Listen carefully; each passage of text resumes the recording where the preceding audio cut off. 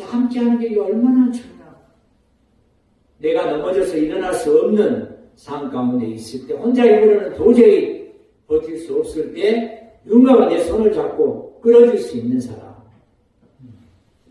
그런 사람이 있다면 이게 얼마나 귀하고 감사한 일인가 하는 것을 오늘 이 본문이 설명을 해주고 있습니다. 할렐루야. 네. 반갑습니다. 오늘 우리 설교의 제목, 좀 이렇게 입체적으로 그 제목을 읽으셔야 돼요. 저를 한번 보시고 따라서. 홀로? 좀 부정적이어야 돼요. 그리고 함께는 좀 감동을 가져. 함께. 이제 거기에 그 악센트에 사실 오늘 설교의 내용이 이제 다 들어있는 거예요. 여러분 이제 전도서를 우리가 예전에도 한번 본 적이 있습니다. 전도서 말씀을. 그때 제가 전도서의 기본적인 배경에 대해서 다 말씀을 드렸는데 잘 기억이 안 나실 것 같아요. 그래서 그때도 이 전도서에 대해서 기억을 잘 하시라고 제가 코를 만진 적이 있습니다.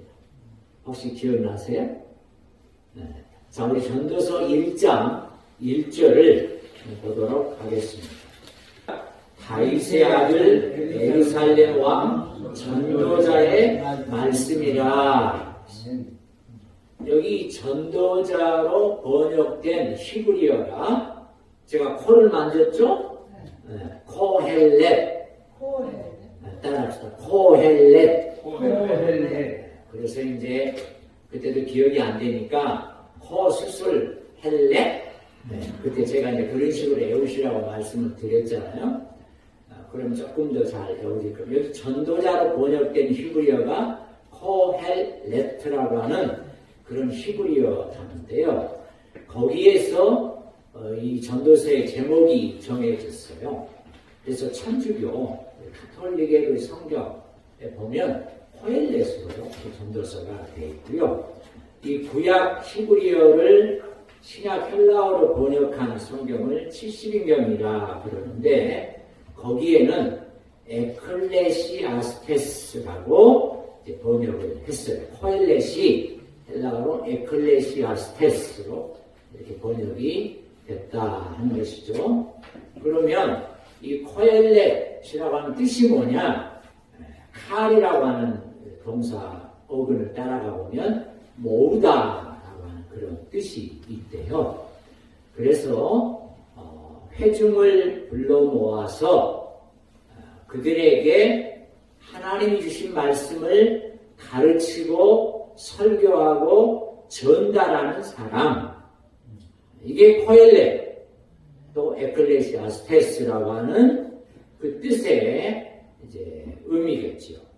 그래서 영어 성경에도 보면 프리처라고도 돼 있고, 또 이 프리처라고 하는 설교자잖아요. 또 전도자, 우리가 생각하는 전도지 들고 나가서 전도하는 그런 개념이라기보다는 여기 전도자는 지혜자, 또 설교자, 교회 안에서 말씀을 가르치는 역할을 하는 교사의 역할을 하는 사람으로 생각하면 되겠습니다. 그러니까 회중들을 교회 안으로 불러 모아서 그 공동체 안에서 하나님 말씀을 전하고 설교하고 가르치는 사람이 전도자다 하는 것이죠. 그럼 이 전도자가 누구냐? 1장 1절에 아까 다윗의 아들 예루살렘 왕 그랬기 때문에 그냥 우리가 단순하게 생각하면 다윗의 아들은 솔로몬이잖아요. 또 솔로몬이 예루살렘의 왕이었기도 한데 여기 아들이라고 하는 이 히브리어도 꼭 아들만이 아니라 후대의 후손을 또 가리킬 수도 있어요. 실제로 이 전도서에는 아람어도 등장을 하고, 그래서 솔로몬 당시에 솔로몬이 직접 썼다라고 보기는 좀 어렵다. 후대에 그 누군가가 이제 이렇게 기록하는 것이다. 후대 왕 중에 그렇게 또 해석하는 것도 있어요. 그러나 우리 정통적으로는 솔로몬이 기록했다 이렇게 봅니다. 어쨌든 그런 기본적인 배경을 우리가 좀 아는 상태에서 그러면 이 전도서의 기본 주제가 뭐냐? 우리 1장 2절에 보시면 전도자가 이르되 헛되고 헛되며 헛되고 헛되니 모든 것이 헛되도다 그랬어요. 그래서 우리가 또 이 부분을 잘못 생각하면 허무주의, 염세주의 그렇게 생각할 수 있는데 그게 아니고 해 아래서라고 하는 또 단어가 있어요. 그래서 하나님 없는 인생, 하나님 없이 수고하는 모든 인생은 헛되고 헛되다 하는 그런 의미를 가지고 있어요. 전도서의 핵심 주제가 뭐냐면 마지막 12장 우리 같이 한번 볼까요? 12장 13절 일의 교육을 다 들었으니 하나님을 경외하고 그의 명령들을 지킬지어다. 이것이 모든 사람의 본분이니라 그랬어요. 그래서 하나님 없는 인생은 다 헛된 것이기 때문에 우리 사람의 본분, 인간의 본분이 뭐냐? 하나님을 경외하고 하나님의 모든 명령, 말씀을 지킬지니라. 이게 이제 전도서의 핵심 주제인데 오늘 그 헛된 것 중에 한 가지를 4장 오늘 본문에서 소개하고 있습니다. 자, 전도서 4장 7절 이하에 보시면 내가 또다시 해 아래에서 헛된 것을 보았다. 어떤 게 헛되냐? 그 내용이 8절에 나와 있는데요. 어떤 사람에 대해서 소개를 하고 있습니다. 근데 이 사람은 어떤 사람이냐면 아들도 없고 형제도 없이 어떻게 있어요? 홀로 있으나. 여기 홀로라는 단어가 이제 제가 여기서 인용을 한 겁니다. 여기 아들도 없고 형제도 없다 그랬어요. 여기서 실제로 아들도 없고 형제도 없고 그냥 혼자 독신으로 사는 사람인가 그렇게 생각할 수도 있지만 본문의 의도는 형제도 있고 자녀도 있고 가족도 있지만 모든 관계를 다 끊고 오직 한 가지 목표를 향해서 달려가는 사람. 8절에 보니까 이 사람은 어떤 목표냐면 돈, 이 부욕, 부를 위해서.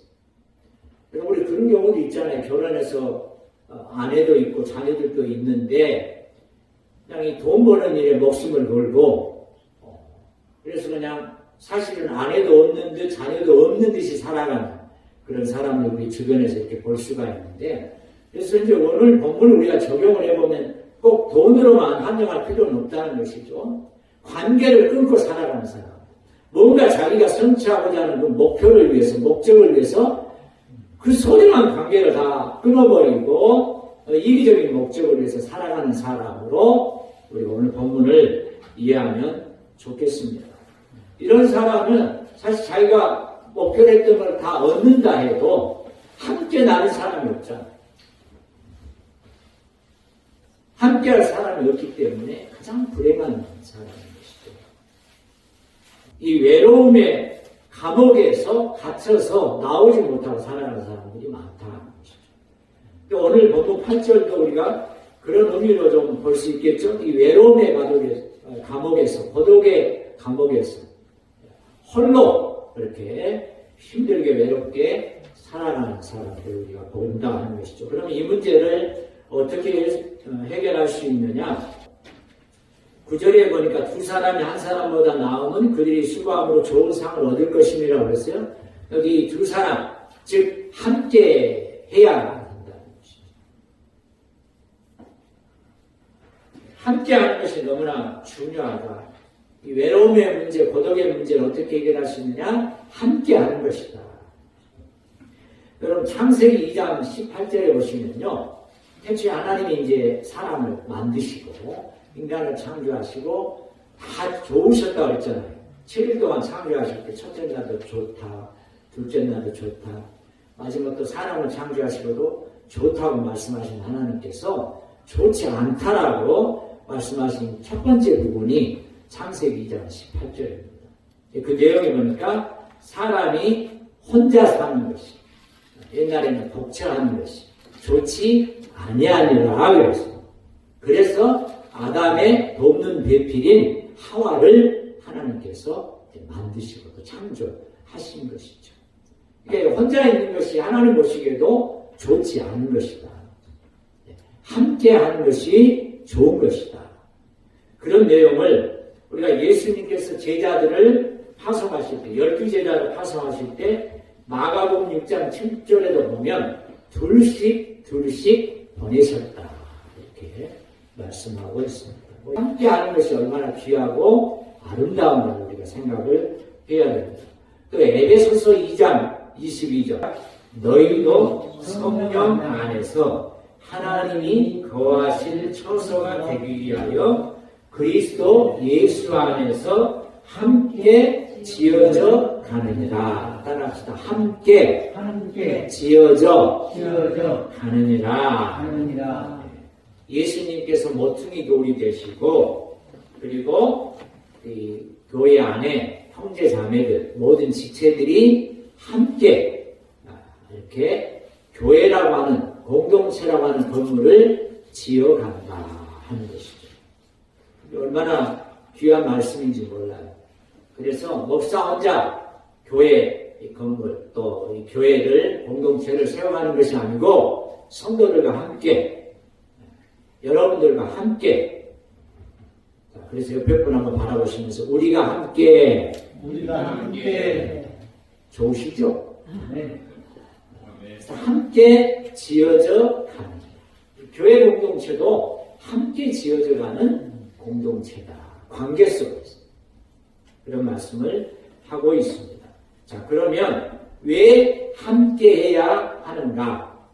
외로움의 문제, 또 이기적인 고독의 문제를 해결하기 위해서 함께 해야 된다고 그랬는데 왜 함께 해야 되는가? 전도서 오늘 본문에 보시면 10절 이후에서부터 그 부분을 설명을 하고 있습니다. 자, 10절에 보시니까 혹시 그들이 넘어지면 하나가 그 동물을 붙들어 일으키려니와 헐러 있어 넘어지고 붙들어 일으킬 자가 없는 자에게는 화가 있으리라. 여러분이 걸어가시다가 넘어지면 혼자 일어날 수 있어요? 없어요? 왜 못 일어날 수 있지? 일어날 그 상태가 안 될 때 못 일어나는 거지. 우리가 뭐 일반적인 건강을 가지고 있으면 넘어져도 얼마나 잘 일어나는지 몰라요. 왜냐면 막 부끄러워가지고 누가 안 봤네 해서 금방 막 일어나는. 그런 관점에서 생각하면 안 돼. 여기 넘어지면은 사실 이제 그 원문에 조금 깊이 들어가면 구덩이에 빠졌다는 그런 의미가 있습니다. 혼자서 나올 수 없는 구덩이에 빠진 거죠. 그럴 때는 외부에서 누군가가 잡아서 올려줘야 나올 수 있는 거거든요. 성경에도 그런 예가 있는데 창세기 37장 28절에 보면 요셉이 이 구덩이에 빠진 적 형들이 그냥 구덩이 속에다 집어넣어버린 건데 그 구덩이가 어떤 구덩이냐면 평소에 양들이 물을 먹을 수 있도록 물을 저장해 놓은 공간이래요. 입구는 좁고 안으로 들어갈수록 넓은 곳인데 형들이 요셉을 차마 죽이지는 못하고 그냥 그 구덩이 속에다가 이렇게 던져 넣어버렸잖아요. 그러니까 혼자서는 못 나오는 거예요. 그 정도로 깊은 구덩이죠.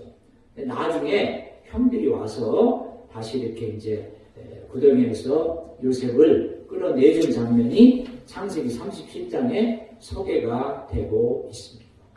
저와 여러분의 인생을 살다 보면 스스로의 힘으로는 혼자의 힘으로는 도저히 헤어나올 수 없는 그런 구덩이에 빠진 것과 같은 상황 가운데 있을 수 있다는 것이죠. 우리의 질병이 됐든 뭐 물질이 됐든 여러 가지 이유가 있을 수 있잖아요.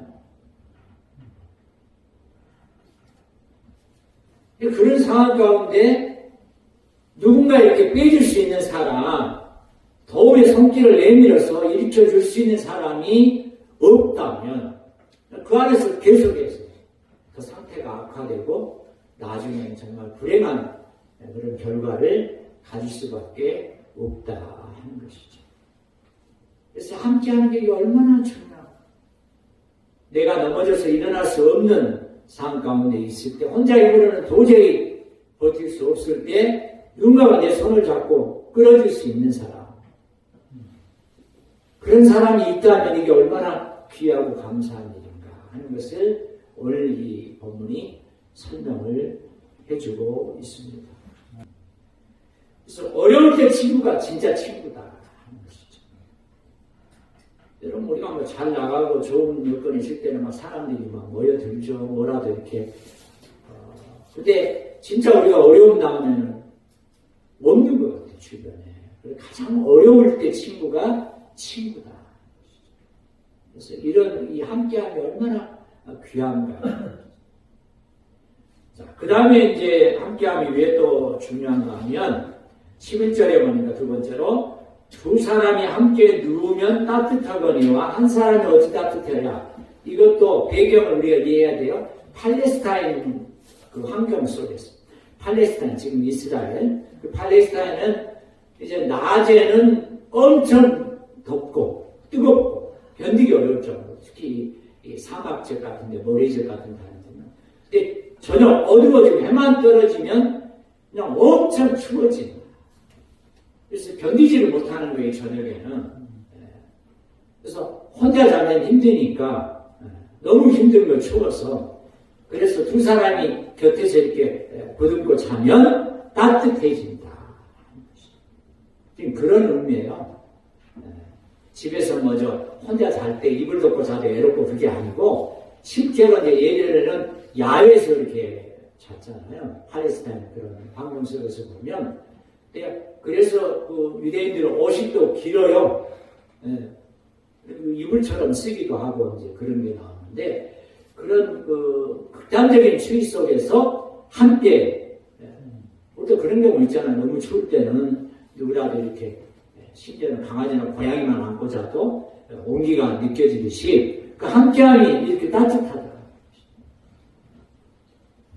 그래서 우리가 이제 이것도 적용을 해보면 우리의 그 누구를 쳐다볼 때도 따뜻한 그런 눈길로, 말 한마디도 따뜻한, 우리가 상처받는 때가 정말 차가운 말, 눈길도 뭐 그냥 잡아먹을 듯이 그냥 살기 둥둥해가지고 막, 그럼 얼마나 우리가 힘들어요. 그게 아니라 정말 우리가 누구를 대해도 따뜻한 눈길로, 따뜻한 마음으로 함께 할 때 이렇게 따뜻함을 또 강조하고 있습니다. 마지막 한 가지는 12절에 보니까 한 사람이면 피하겠거니와 두 사람이면 맞설 수 있나니 세 겹줄은 쉽게 끊어지지 아니하느니라. 누군가 이제 여기도 팔레스타인 환경 속에서 혼자 여행할 때, 예전에 우리나라도 그랬다고 하잖아요. 지금 시대보다 조선시대나 뭐 삼국시대 이렇게 가보면, 지금 같은 뭐 경찰서나 파출소가 옆에 있는 것도 아니고, 한양만 가려치도 산길을 가야 되잖아요. 그래서 산적들이 하도 많으니까, 그런데 갈 때도 막 숨으면서 서르면서 이렇게 무리를 지어서 갔대요. 그래야 누가 공격을 쉽게 못 하잖아요. 그러니까 혼자 갈 때는 늘 공격, 강도의 위험, 매우 그렇게 공격의 위험에 노출되는데, 두 사람이면 그래도 이제 좀 맞설 수가 있고, 그 이상 세 겹줄이면 쉽게 끊어지지 않는다. 이 함께함이 얼마나 이게 힘이 있는가를 보여줘요. 예전 성경에는 여기 세 겹줄이 아니라 삼겹줄이라고 그랬어요. 제가 새벽 설교하다가 삼겹살로 발음을 해버렸어요. 삼겹줄이라고. 저는 이제 큰일 났다 했는데 성도들은 전혀 모르고 계시더라고요. 그러니까 그냥 삼겹줄이나 삼겹살이나 비슷하게 생각을 하셨던 것 같은데, 여기 세 겹줄의 이 하나를 어떤 분들은 뭐 성령이라고 이야기를 하는데, 그렇게까지 나가실 필요는 없고, 두 사람보다는 그 세 사람이 더 낫고, 함께하는 것이 얼마나 귀하고 아름다운가 하는 것을 강조하고 있는 것이죠.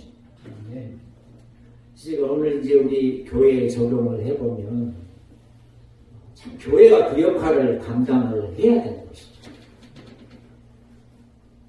교회에 오면 힘을 얻는, 교회에 오면 위로를 받는, 저기도 나오지만 너희 하나님이 이르실 때 너희는 위로하라, 내 백성을 위로하라. 위로하는 공동체예요. 즐거워하는 자리가 함께 즐거워하고 우는 자리가 함께 우는 교회. 손을 내밀어서 힘들어하는 자들을 이끌어주는 교회. 지금 한국 교회는 어떠고 있어요? 한국 교회만의 어떤 틀을 딱 만들어가지고 테두리를 만들어서 그 안에 못 들어오도록. 여러분 그랬어요? 기존 교회에 합류하는 게 얼마나 힘든지 몰라요. 새로운 분이 어떤 권사님이 앉은 자리에 그분 화장실 가는 중에 모르고 앉았어요. 그랬더니 권사님 화장실 갔다 와가지고 일어나라고, 여기 내 자리라고. 얼마나 그때 실망을 많이 했는지. 그 새로 오신 분이 어떻게 됐겠어요? 그 다음 주부터는 안 보이는 거죠. 뭐 이런 교회가 다 있냐. 새로 오신 분이 앉아있으면 잘 오셨다고 옆에서 찬송가도 찾아드리고 성경도 찾아드리고 너무너무 좋은 교회 잘 오셨다고 위로하고 힘을 드려야 되는데 그게 아니라는 것이죠. 자기 생각만 하는 거예요. 자기가 앉은 자리에 자기가 앉아야 되겠다. 그것뿐만이 아니에요. 여러분 기존 교회 새로운 분들이 이렇게 적응하기 얼마나 힘드냐면요. 이미 기존의 어떤 모임이나 좀 안 좋은 소리, 패거리가 있어요. 이 패거리 문화가 있어요. 들어가지 못하는 거예요. 이게 교회냐 하는 것이죠. 힘들고 어려운 분들이 우리 사순라이프 교회를 찾아서 모이는 교회가 될 수 있도록 우리가 오늘 이 함께함의 의미를 잘 깨닫고 정말 우리 주변에 힘들고 어려운 분들을 내가 섬기고 또 사랑으로 함께하고 조금이나마 힘을 드려야 되겠다. 오늘 우리 문철수 귀한 분 오셨잖아요. 근데 이제 우리 문철수 성도님의 그 아내 되신 집사님이 예전에 여기서 함께 예배 드리시면서 눈물로 찬양하고 기도했던 기억이 우리가 다 있습니다. 그때 그냥 본인 혼자 오시기 힘드셨을 것 같아요. 저라도 전혀 뭐 관계도 없는데 어떻게 여기 오겠어요. 근데 우리 찬양 형제님이 얼마나 사랑으로 섬기고 또 함께 해드리고 그 열매잖아요. 그래서 함께 오시게 됐고 틀림없이 우리 하나님께서 우리 조수님도 강건하게 회복시켜 주시기를 또 원하고 그렇게 해주실 줄 믿습니다. 네, 앞으로 자주 뵈요. 네, 이제 또 이렇게 함께 시작하고 있습니다. 네, 앞으로도 이런 귀한 아름다운 역사를 계속되기를 예수님의 이름으로 축원합니다.